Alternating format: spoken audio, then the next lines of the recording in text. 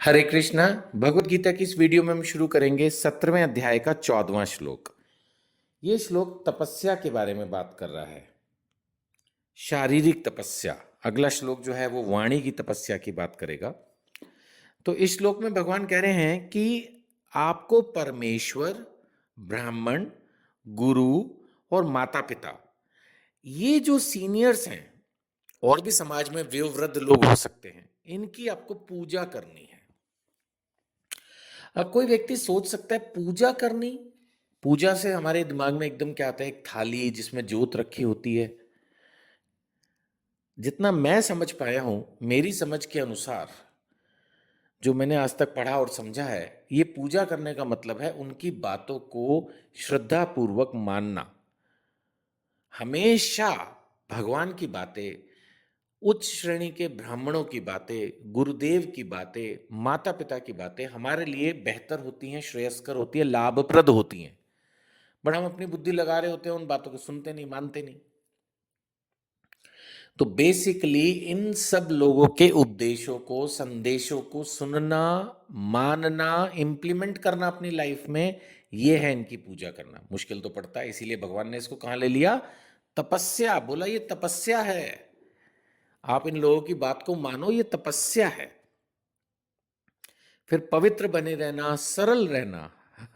सरल व्यक्ति तो बहुत कम है आजकल, सब कटाक्ष टोंटबाजी करते हैं, है ना। मन में कुछ, ऊपर कुछ, सीधा सरल स्वभाव है ही नहीं।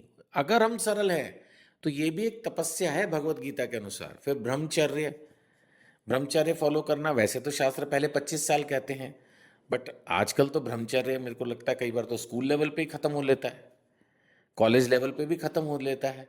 इस तरह की बातें हम पढ़ते हैं, पहले जमाने में नहीं था बट अभी होने लगा है। सो जहां तक हो सके ब्रह्मचर्य का पालन करना।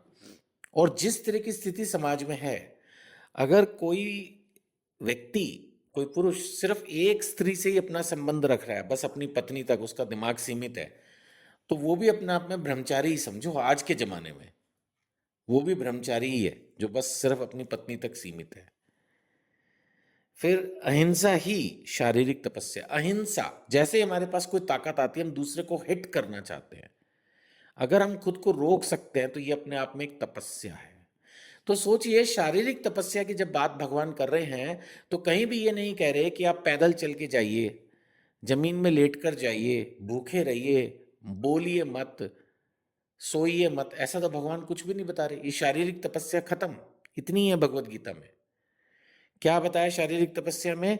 कि बड़े लोगों की बातें मानो, पवित्र रहो, रोज स्नान करो, साफ सुथरे रहो, मन के अंदर पवित्रता, विचारों में पवित्रता।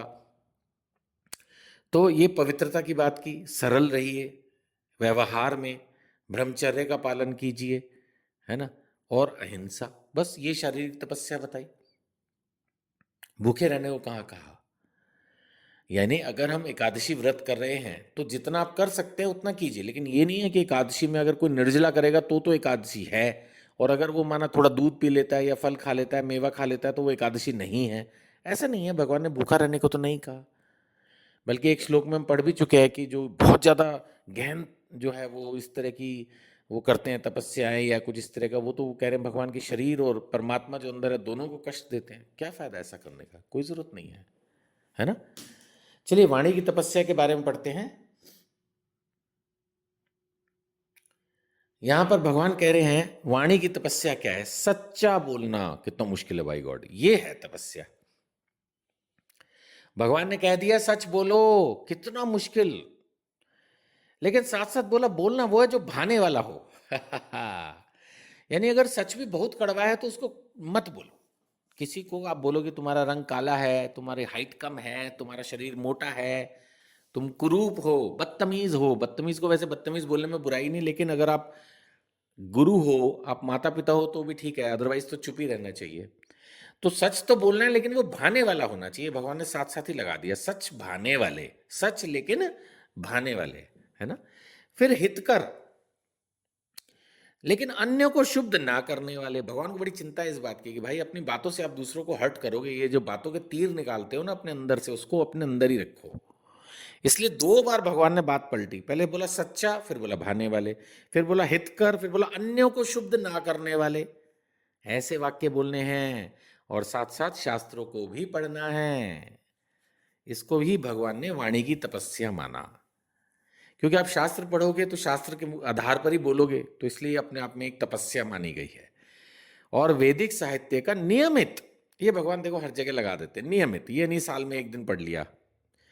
तो वैदिक साहित्य का नियमित पारायण करना, पढ़ना, समझना, ये क्या है? ये भगवान ने बताया है वाणी की तपस्या है। तो भगवत गीता हमें हमारा जीवन कैसे जिया जाए उसकी, उससे रिलेटेड छोटी छोटी बातें भी बता रही है। कुछ लोग मेरे को फ़ोन करके या व्हाट्सएप करके ये बोलते हैं कि कुछ ऐसा कोर्स बनाइए जो बच्चों के लिए हो। तो ये सारे श्लोक हैं ना, आप पढ़ लिए, सुन लिए, अब इनको बताइए बच्चों को। चलो एक टाइम उनसे भगवान कृष्ण की अनन्य भक्ति एकदम यंग एज में हो सकता है वो ना समझ पाए, बट ये सब बातें तो आप सिखा ही सकते हो।